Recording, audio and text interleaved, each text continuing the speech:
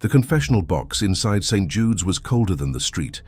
It was an icebox for sins, smelling of old varnish, stale breath, and the cheap lilac water the widows wore to morning mass. Outside, the first real snow of 1941 was smothering the sounds of Hell's Kitchen, silencing the trucks on the avenue, hushing the city into a false peace. It was Christmas Eve. Father Michael Reardon sat in the dark, his breath fogging in the cramped space, his knees aching from the damp. He was listening to the catalogue of human frailty. A stolen loaf of bread, an impure thought, a moment of anger at a freezing apartment. These were the small, sad sins of the poor. Then the wooden panel slid open. The darkness on the other side seemed to breathe. Michael could smell wool, damp from the snow, and something else beneath it. Whiskey.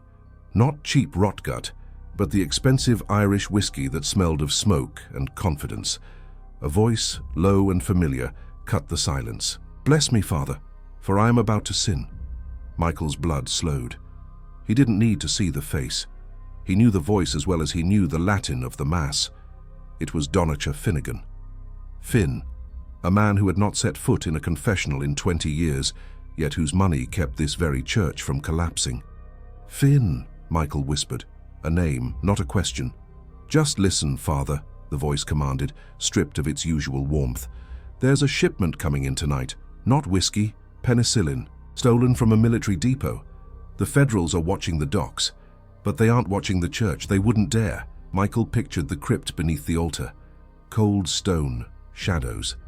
And now, crates of stolen medicine, destined for the black market while soldiers prepared for a war that felt closer every day. "This is God's house, Finn. It is a sanctuary. Not a warehouse," Michael said, his voice straining. "It's a building, Mickey. A cold one, I hear," Finn replied. The intimacy of the old neighborhood name was a calculated blow. "The boiler's cracked, isn't it?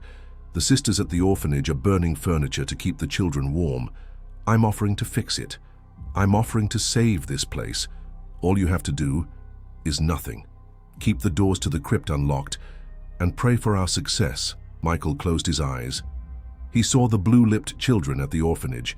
He felt the frozen condensation on the rectory windows. He felt the $20 in his pocket, his entire salary for the month. This is a mortal sin, Finn. Using the sacred. The sacred? Finn's laugh was a dry scrape in the darkness. "You think God cares about an empty basement? Or does he care about the children you're supposed to protect? I'm giving you a chance to do some real good, Father, not just wave incense around." The silence stretched. Michael could hear the grate of the iron fence outside as the wind pushed against it. He was trapped. He was a priest of God, but he was also a man of this neighborhood, a place where loyalty was a heavier cross than any commandment. "Unlock the crypt," Finn whispered, "and pray for us, Father. Pray we aren't caught." The panel slid shut. The smell of whiskey faded, leaving only the cold. Michael sat in the darkness, his hands clasped, but he wasn't praying. He was calculating. The cost of a new boiler, the cost of coal for the winter, the cost of his own soul. This story isn't about the murder. It's about the silence that follows. It's about the rust that covers a man's faith, one drop of blood money at a time. Because years later, in 1955, a police detective would open a missing person file. The name on the file wasn't a gangster, it wasn't a dock worker, it was Father Michael Reardon, the priest who protected the mob, and then simply vanished. Before we continue the story of Father Michael and the price of his silence, make sure to hit that subscribe button and tell me where you're listening from. Which city? Which state? I'm curious to know who's brave enough to discover what happened to the priest who disappeared. St. Jude's Parish was a monument to a dying faith.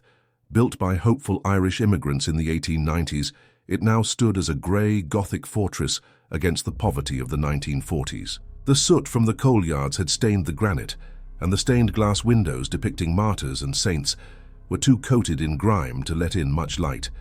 Even on a bright day, the sanctuary felt like a tomb. Michael Reardon had known this church his entire life. He'd been baptized in its cold font, served as an altar boy on its marble steps, and delivered his first mass from its imposing pulpit. He knew the squeak of the third pew on the left, the draught that snaked in from the sacristy, and the smell of the old hymnals, a mixture of paper decay and beeswax. The neighborhood, too, was his blood. He and Finn Finnegan had grown up together, stealing apples from the same grocer, dodging the same truant officer, and dreaming of escaping the tenements. Michael had chosen the seminary, a quiet, orderly escape funded by a scholarship. Finn had chosen the docks, a loud, violent climb that started with a cargo hook and ended with a tailored suit. Now Michael was shepherd of a failing flock. The depression had bled his parishioners dry, and the looming war in Europe brought a new kind of anxiety. The collection plate was light, filled with nickels and hopeful prayers. The church itself was crumbling. The roof leaked over the choir loft, and the great boiler in the basement, a monstrous iron heart, had finally given out in November. The rectory was a frozen box. Michael slept in his woolen coat, his fingers too stiff in the mornings to button his own cassock. He had begged the diocese for help, but they too were stretched thin. "We must all make sacrifices, Father," the bishop had told him, from an office kept warm by a roaring fireplace. It was this desperation that Finn Finnegan understood. Finn didn't just rule the neighborhood, he curated it. He owned the bakery that sold day-old bread for a penny, the tavern that let men run a tab until their dock voucher came in, and the funeral home that buried the poor on faith. He understood that power didn't come from fear alone. It came from owning a man's debts, and Father Michael was deeply in debt. Not to Finn, not yet, but to the orphanage, to the soup kitchen, to the idea of God's house as a place of refuge. He couldn't provide it. He couldn't even provide heat. He tried to justify the first compromise. It wasn't blood money, not really. Finn ran the numbers, the bootlegging routes, the loan sharking. But the money he offered Michael, $500 in cash, died for the children. He said it came from his legitimate businesses, the bakery, the trucking company. "A gift, Father," Finn had said, standing not in the church but in the rectory kitchen, the bills placed neatly on the table next to a cold cup of tea. "From one old friend to another.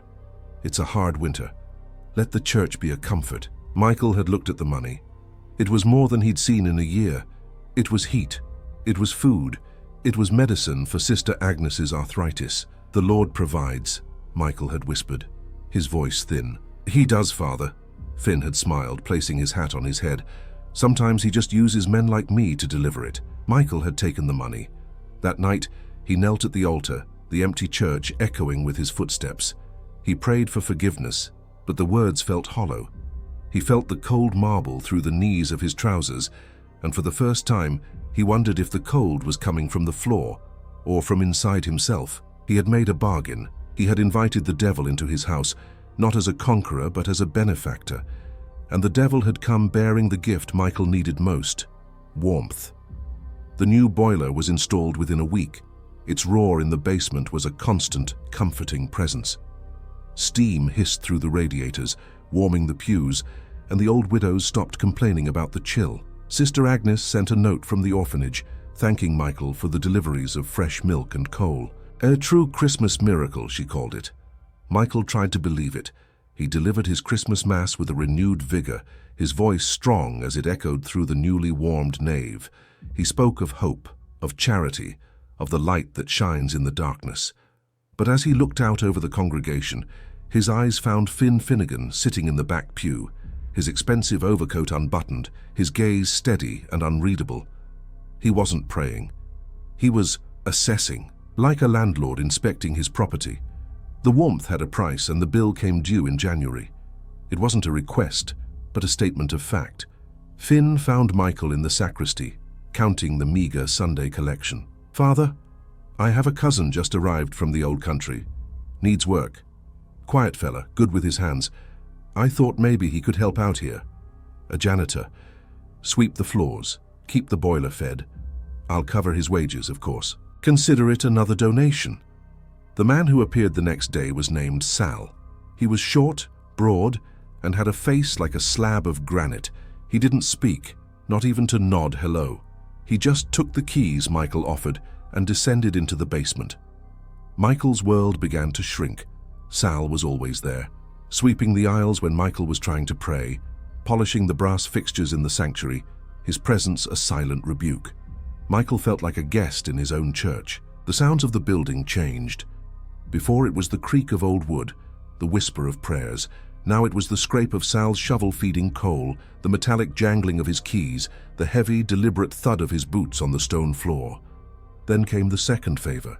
Finn caught him after evening vespers. The church was empty, save for the flickering votive candles. "Mickey," Finn said, his voice soft, almost reverent. "The parish charity fund. You use it to help the poor, yes?" "When we can," Michael said, wary. "We provide food vouchers, help with rent."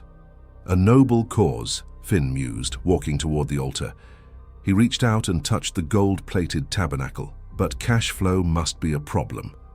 You get donations, you pay them out. Hard to keep track." "We manage. I want to help," Finn said, turning. His face was half lost in the shadow of a pillar. "My associates. They want to contribute. Substantially. They believe in what you're doing. This church, and it's the heart of the neighborhood, it needs to be strong." "Finn, what are you asking?" "Just a small thing. We'll make donations, large ones, in cash. You'll deposit them into the charity account. Then when a family needs help, a family I designate, you'll write them a check from the church. Clean. Blessed." Michael felt the floor drop away, laundering.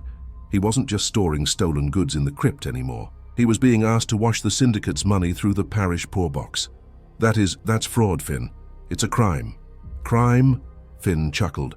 "It's bookkeeping, Father. We're giving you more money than you've ever seen. Think of the good you can do. The soup kitchen could run every day, not just Fridays. You could fix the roof. All I'm asking is that you help me organize the donations for tax purposes." He didn't wait for an answer. He pulled a thick envelope from his coat pocket and pressed it into Michael's hand. "For the fund, to start. Sal will bring the rest, as needed." Michael opened the envelope. It was full of $100 bills, more money than he held at Christmas, enough to run the orphanage for 6 months. He told himself it was for the greater good. He was a shepherd, and sometimes a shepherd had to bargain with the wolves to protect the flock. But as he walked back to the rectory, the money felt heavy in his pocket, not with weight, new paper. It felt heavy with obligation. Sal was waiting for him at the rectory door, holding a ledger book. He didn't speak. He just held it out. Michael took it, his hand trembling. He had given the man the keys to the church. Now he was being handed the accounts of his damnation. The winter of 1941 bled into a nervous spring. What was a radio static in the background of every conversation? A headline about U-boats and rationing that made the neighborhood tense. But inside St. Jude's, there was a strange, insulated prosperity. The pews were polished, the roof no longer leaked, and the soup kitchen line was shorter, because Finn's charity allowed Michael to be generous. Michael was a busy man. He was no longer just a priest. He was an administrator, a bookkeeper of sin. Sal would appear at the sacristy door every Monday morning with a heavy canvas bag. Michael would spend the afternoon in the rectory, the adding machine clacking away, his hands grayed with newsprint ink and the grime of circulated cash.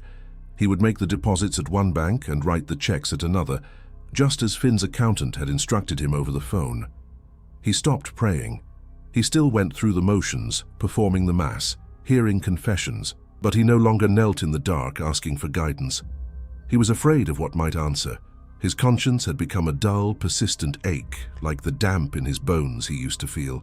He drank more. A second glass of altar wine after Mass.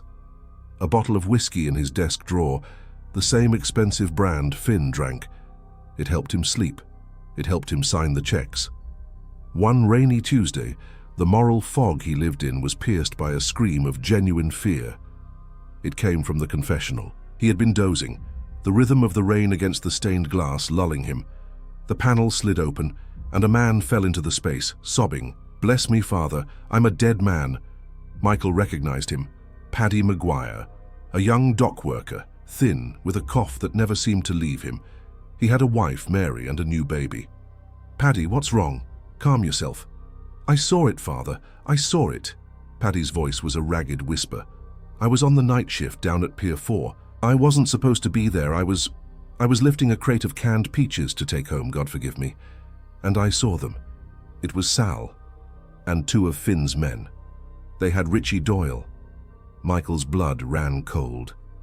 Doyle, a rival bookie who had been getting ambitious. "They had him tied, Father. They worked him over, then Sal, he put a wire around his neck. I heard God, I heard it. They weighted him down and rolled him right off the pier, right into the water. Paddy was hyperventilating, his fear a physical stench in the small box. I ran. I've been hiding for 2 days. They don't know I saw. But Father, I can't live with it. I had to tell someone. I can't go to the cops. They're all on Finn's payroll. I had to tell God. What do I do, Father? What do I do? Michael sat frozen. The seal of the confessional was absolute, sacrosanct. He could not repeat a word. But this was different. This wasn't a sin confessed, it was a testimony, a plea for protection. And the killer was Sal, the man who fed his boiler, the man who carried his cash. The seal binds me, Paddy, Michael stammered, his tongue thick. But your life. You must leave the city. Tonight. Take Mary and the baby. Go west. Do not tell anyone. Do not pack. Leave? But my job, my mother's buried here. Your mother is dead. You will be too if you stay, Michael urged, the words tasting like ash. Go, now, and pray. Pray for God's mercy.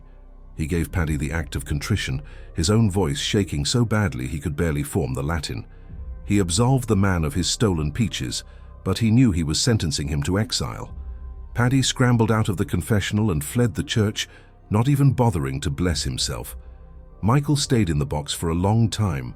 The rain lashed the windows. He was an accomplice. He was housing a murderer, washing his money, and now he held the secret of his crime. He saw Finn at Mass the following Sunday. He walked right up the aisle, knelt and received the Eucharist from Michael's own hand.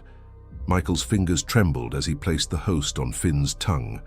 The body of Christ, given to a killer by a liar. The hypocrisy was so profound it was almost stunning. He felt a dizzying, terrifying laugh bubble in his chest, and he choked it down, turning it into a cough. The week after Paddy's confession, the air in the church grew heavy, watchful. Sal, the janitor, seemed unchanged. He swept the floors, he polished the brass, he shoveled the coal, but his silence, once merely curt, now felt menacing. Michael found himself watching the man, looking for any sign of suspicion, any flicker of recognition, but there was nothing. Sal's eyes were flat, disinterested. He was a tool, a simple, brutal instrument. Then, a new presence entered Michael's small, compromised world. Detective O'Brien. O'Brien was new to the precinct, a transfer from Brooklyn. He was not from the neighborhood, he didn't drink at the local taverns, and he didn't have 20 years of shared history fogging his vision.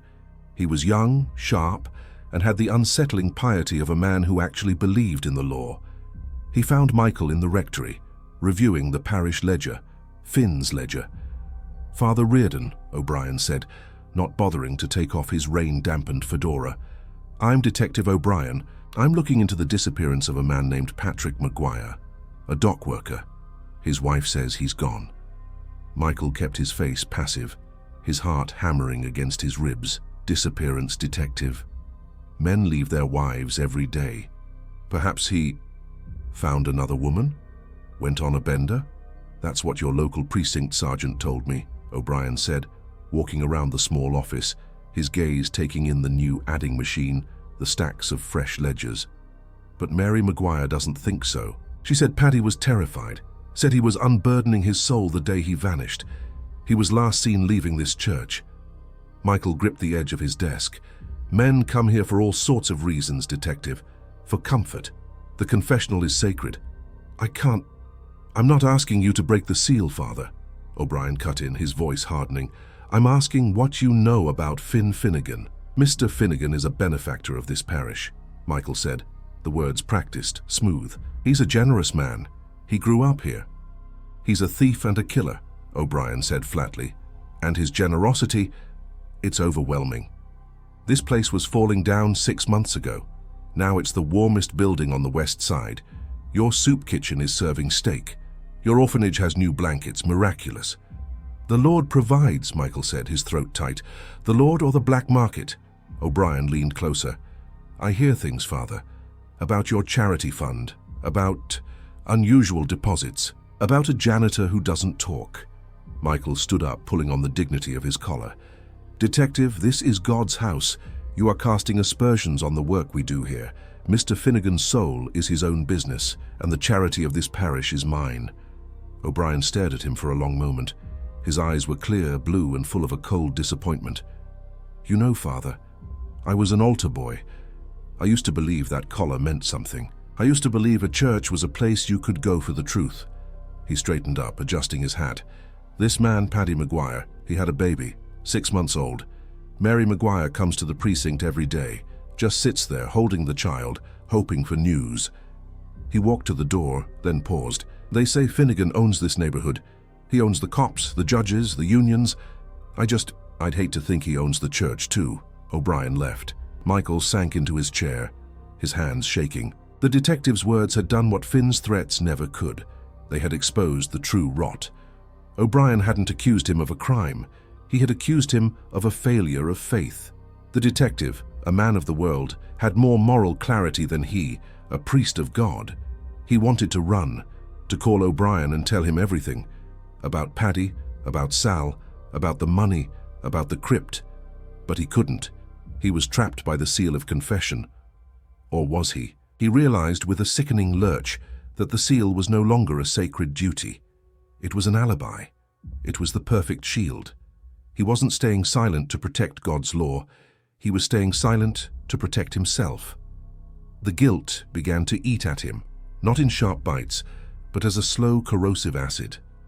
He stopped sleeping. When he did, he dreamed of Paddy Maguire, not as he was in the confessional, but as he must have been in the water, his eyes wide open in the darkness of the Hudson, weighed down by chains. He dreamed of Sal, his janitor, shoveling not coal into the boiler, but bodies. Mary Maguire came to see him. O'Brien must have told her that Michael was the last to see Paddy. She didn't come to the rectory, but waited for him after daily mass, standing in the aisle, her black coat thin, the baby wrapped in a grey blanket. "Father," she said, her voice hollowed out by grief, "please, I know he came to you. He was so scared. Did he say where he was going? Did he mention trouble?" Michael looked into her desperate, red-rimmed eyes. He saw the face of the woman whose husband he had sent into exile. Or had he? A cold dread settled over him. He had told Paddy to run. What if Finn's men had caught him first? What if his advice meant to save had merely confirmed Paddy's status as a threat? "Mrs. Maguire," Michael said, his voice thick with a false pastoral sympathy, "Patrick came to me for confession. The things he said, they are sealed. They are between him and God. I am forbidden to speak of them." "God?" Her face crumpled. "God didn't kill him. Men did. Finn's men. And you. You know, and you're protecting them." She wasn't shouting, it was worse. It was a statement of fact, a judgment delivered in a whisper. "That is not true," Michael lied. "I am protecting the sanctity of the sacrament." "You're protecting him," she said, pulling the baby closer. "He bought you. He bought this warm church. He bought your silence." She looked around the sanctuary at the polished pews and the clean floors. "I hope it was worth it, Father. I hope you're comfortable." She turned and walked out, her footsteps echoing in the vast empty space. Michael stood, rooted to the spot. He had become the very thing he despised, a hypocrite, a Pharisee, a man who loved the temple more than the truth. He went directly to the rectory and pulled the whiskey bottle from his desk. He didn't bother with a glass. The raw burn of the alcohol was a welcome pain, a distraction from the spiritual gangrene setting in. He drank until the faces in his mind, Paddy, Mary, O'Brien, began to blur. He found himself confronting Finn. Not in person, he no longer had the courage for that, but in his mind, in a drunken, whispered monologue in the dark of his office. "You've poisoned me," he hissed at the empty chair. "You've poisoned this place." He knew what had happened to Paddy. He knew it with a sickening certainty. He hadn't sent Paddy into exile. He had sent him to his death. His confession to Michael was a death sentence. Finn, paranoid and controlling, must have his own ears in the church, or perhaps he simply saw the terror in Paddy's face. When Paddy ran, it was an admission of guilt. Michael finally passed out, his head on the ledger book. He awoke hours later, the grey light of dawn filtering through the window, his mouth tasting of sulphur and stale whiskey. He was stiff, cold, and utterly alone. He had to get out. He had to confess, not to a priest, but to the police. He stood swaying and grabbed his coat. He would go to O'Brien. He would tell him everything. The money, the crypt, Sal. Everything. He opened the rectory door. Sal was there, sweeping the front steps. He looked up as Michael emerged, his eyes flat and dead in the morning light. He wasn't just sweeping. He was waiting. Sal held up a small object. It was a silver crucifix on a leather cord. Michael recognized it instantly. He had given it to Paddy Maguire's wife just last month, a blessing for the new baby. Sal just held it, letting it twist slowly on the cord. It was not a threat. It was a message, a statement of fact. We know, we are watching. You are one of us now. Michael stared at the crucifix. It was the moment of his final, unalterable damnation. He turned slowly, went back inside the rectory, and closed the door. He took off his coat. He sat down at his desk. Sal went back to sweeping. The bargain was sealed. His silence was no longer a choice, it was a prison. The rot was complete. Michael Reardon, the priest, became a hollow shell. He moved through the rituals of his life with the jerky motions of a marionette. He said the Mass. He blessed the sick. He baptized the newborn. But his words were empty, a script learned by heart, delivered without an ounce of faith. The parishioners, sensing the change, began to drift away. They still came for the major holidays, for the weddings and funerals that Finn's generosity made affordable, but the daily masses were nearly empty. St. Jude's was no longer a house of God. It was a community center run by the mob, a place of warm radiators and cold comfort. Michael's inner world was a landscape of pure dread. He was haunted, not by ghosts, but by his own conscience.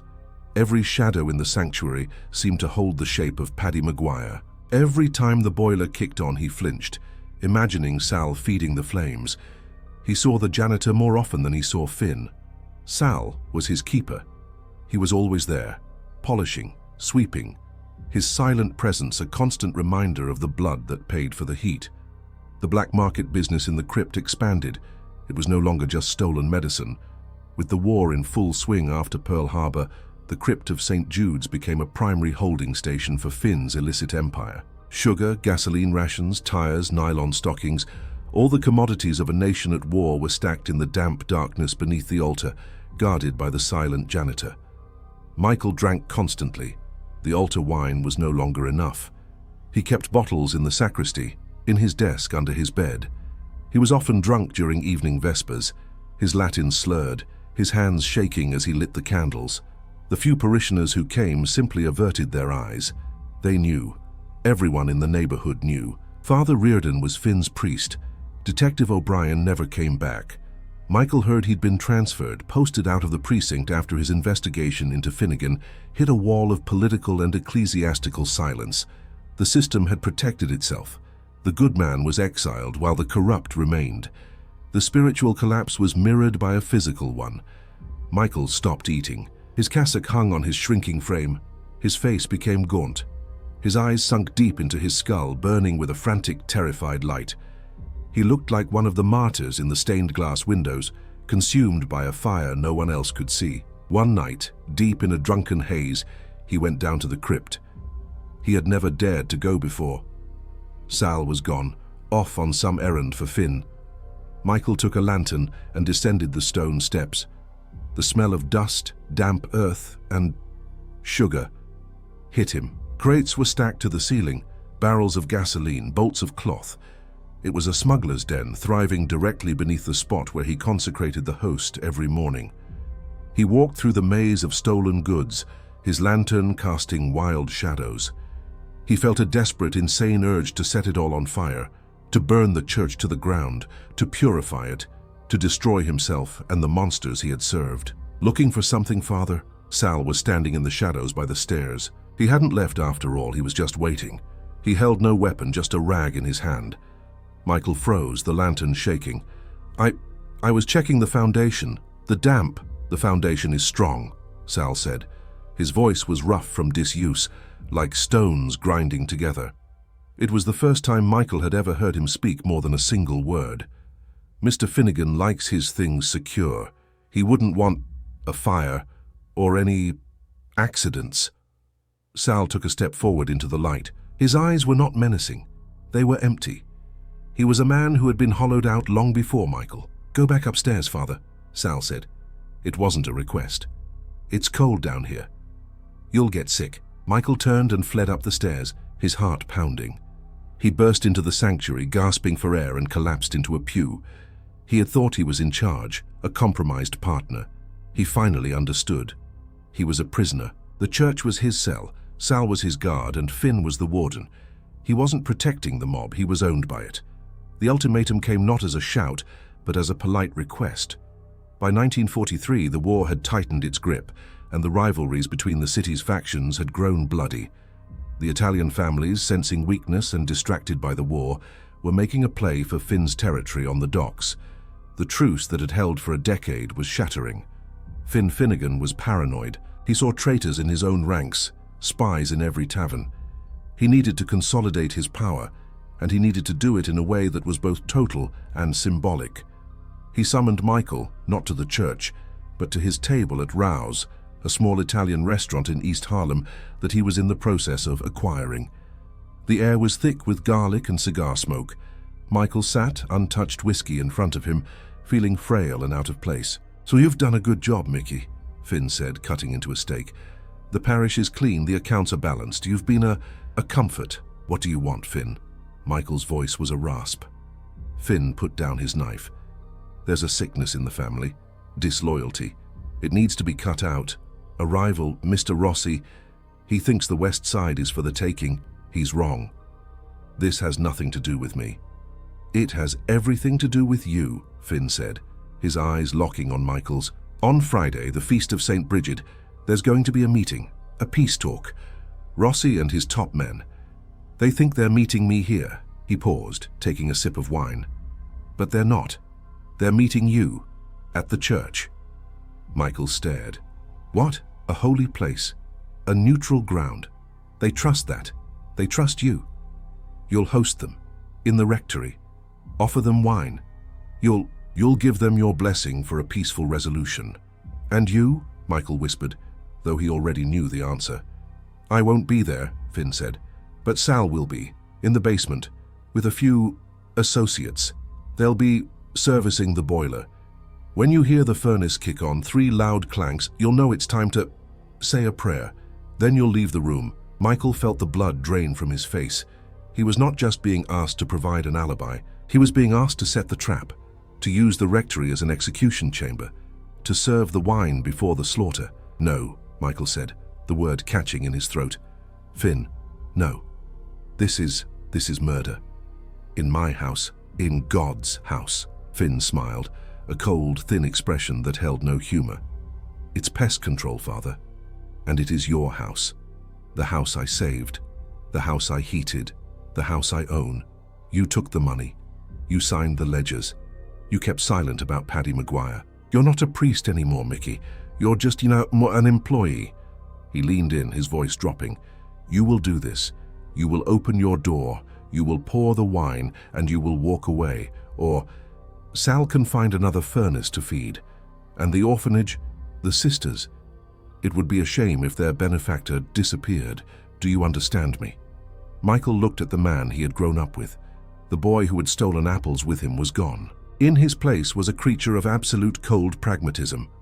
Michael had made 1,000 small compromises, and each one had led him to this single, unavoidable moment. He had sold his soul in increments, and now the devil had come to collect the final bloody payment. He couldn't speak. He just nodded. "Once. Good," Finn said, picking up his knife again. "Have Sal bring out the good vestments on Friday. We want them to feel welcome." The night of the Feast of St. Bridget was cold and clear. The stars were sharp, indifferent. Michael had spent the day in a fog of alcoholic dread. He did as he was told. He set out the crystal glasses in the rectory parlor. He opened a bottle of the good altar wine, the sacramental wine. The irony was so bitter, it made him want to vomit. He heard Sal and 2 other men, strangers, descend into the basement hours earlier. He heard the muffled sounds of preparation, the scrape of metal, a low murmur of voices. They were preparing the church for a different kind of sacrifice. At 8 o'clock, a black sedan pulled up, Mr. Rossi and his 2 sons. They were dressed in their Sunday best, wary, but confident. They believed, as all men of their world did, that some lines were never crossed. A church was sanctuary, a priest was a neutral arbiter. Michael, his hands shaking so violently he had to hide them in the sleeves of his cassock, opened the door. "Mr. Rossi, welcome. Please, come in." "God bless this meeting, Father," Rossi said, bowing his head slightly, a gesture of respect that felt like a hot poker on Michael's skin. They sat in the parlor. The air was thick with false pleasantries. Michael poured the wine. His hands were numb. He spoke of peace, of the old ways, of the sanctity of family. The words came out, but they weren't his. They were sounds, empty vessels. Rossi's son, the younger one, kept looking at his watch. "Mr. Finnegan is late." He is on his way," Michael lied. "He sends his respects. He asks that we begin with a prayer, a sign of good faith." Michael stood up. He fumbled for his rosary. He began to recite the Our Father. His voice was a dry croak. "Our Father, who art in heaven." The Rossi men dutifully bowed their heads, murmuring the response, "Hallowed be thy name." From the basement, beneath their feet, came the sound. A loud, metallic clank. Michael stopped. His breath hitched. The younger son looked up. "What was that?" Clank. The boiler," Michael stammered. It's old." Clank. The third, final signal. The parlor door burst open. It wasn't Sal. It was the two strangers from the basement, wearing dark work coats, holding shotguns. Mr. Rossi looked at Michael. His eyes didn't register betrayal, not even surprise, only a kind of cold, weary understanding. He knew in that last second what Michael was. Michael turned, squeezed his eyes shut, and fled the room. He ran into the sanctuary, his robes tangling around his legs. He fell to his knees before the altar. The sound from the rectory was not loud. It was a muffled, heavy thump, thump, thump, the sound of shotguns firing into soft flesh. It was over in seconds. Then a profound, suffocating silence. He stayed there, kneeling, for what felt like an eternity. He was coated in a cold sweat. He did not pray. He simply waited. After a long time, he heard footsteps. Not the heavy boots of the killers, but the familiar shuffling gait of Sal. The janitor entered the sanctuary, his hands dusty. "It's done, Father," Sal said. "The guests have left." Michael looked up. "Where?" "The basement, the boiler. It's very hot tonight. It needs a lot of coal." Sal walked past him up to the altar and began, as he did every night, to extinguish the votive candles, one by one, plunging the church into darkness. The West Side Massacre, as the papers called it, was a sensation for a week. The disappearance of 3 high-level mobsters at once was brazen, even for New York. But there were no bodies. There was no evidence. There was only rumor. Detective O'Brien, it turned out, hadn't been transferred after all. He was just waiting. He arrived at the rectory 2 days after the massacre. He didn't knock. He walked right in. Michael was sitting at his desk, staring at the whiskey bottle. He hadn't slept. He hadn't changed his cassock. "They were here, weren't they?" O'Brien's voice was quiet, dead. "Rossi, his sons, they came here for a peace talk." Michael didn't look up. He just nodded, a small, jerking motion. "I found their car, abandoned 2 blocks away. The engine was still warm, but no one saw them leave the church. Funny that." O'Brien walked around the desk. He looked at the priest, a man utterly broken, hollowed out by his own corruption. "I tried to warn you, Father," O'Brien said, his voice laced with a profound, almost biblical sorrow. "I told you. He owns you." I... Michael tried to speak. He wanted to confess. He wanted to scream. But no words came. "Did you know?" O'Brien asked. "When you poured them the wine, did you know what was waiting for them?" Michael looked up, his eyes meeting the detective's. The truth was there, naked, burning. O'Brien didn't need the answer. He took a step back, a look of physical revulsion on his face. "This place, I used to think God lived here, but he left a long time ago. You're just the caretaker for a tomb. They're in the furnace," Michael whispered, the words tearing from his throat. Sal, he burned them. He burned them in the boiler." O'Brien stiffened. He had his confession. He had the truth. He could get a warrant, tear the basement apart. But he just shook his head. "No, Father." "He didn't." Michael looked confused. But the signal, Sal said, "Oh, he killed them here, in your house, with your blessing," O'Brien said, walking to the door. "But the bodies? They're long gone. The furnace, that was just for you, Father. That was the story he wanted you to believe." O'Brien paused, his hand on the doorknob. "He's smarter than that. He wouldn't leave evidence. He just wanted you to know. He wanted you to have that image in your head. Every time you feel the heat in this church, he wants you to think of them. He wants you to know you're being warmed by the fires of hell." The detective left. Michael was alone. He finally understood the true nature of his price. It wasn't just guilt. It was a carefully constructed psychological prison. Finn hadn't just used him. He had curated his damnation. The boiler was a lie. The heat he had craved, the warmth he had traded his soul for, was now his eternal torment. The years that followed were a grey, featureless expanse. The war ended. The city boomed. The neighborhood changed. The Irish began to move out, replaced by new waves of immigrants. But Father Michael Reardon remained. St. Jude's was immaculate. Finn Finnegan, his power on the west side now absolute, was a generous patron. He had the stained glass restored. He had the pews revarnished. He even had a new marble altar imported from Italy. The church was a beautiful, pristine, empty box. Michael himself was a ghost. He was the priest who had disappeared long before he was gone. He moved through the gleaming, empty church, a silent, gaunt figure, his eyes always turned toward the floor. He stopped drinking. The whiskey no longer offered any escape. His punishment was clarity. He was the priest of a dead parish. The few old-timers who remained whispered about him. They said he was holy, that he was haunted. They didn't know how right they were. He was a living ghost, trapped in the place of his greatest sin. He never went into the basement. He never spoke to Sal, who, grey and stooped, still swept the floors, a silent, complicit shadow. Then, one Tuesday in 1955, it ended. It wasn't dramatic. There was no confrontation, no final act of violence.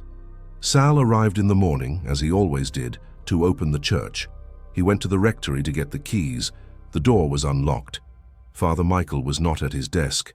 He was not in his bedroom. His bed was neatly made. His black suit was hanging in the closet. His cassock was folded on a chair.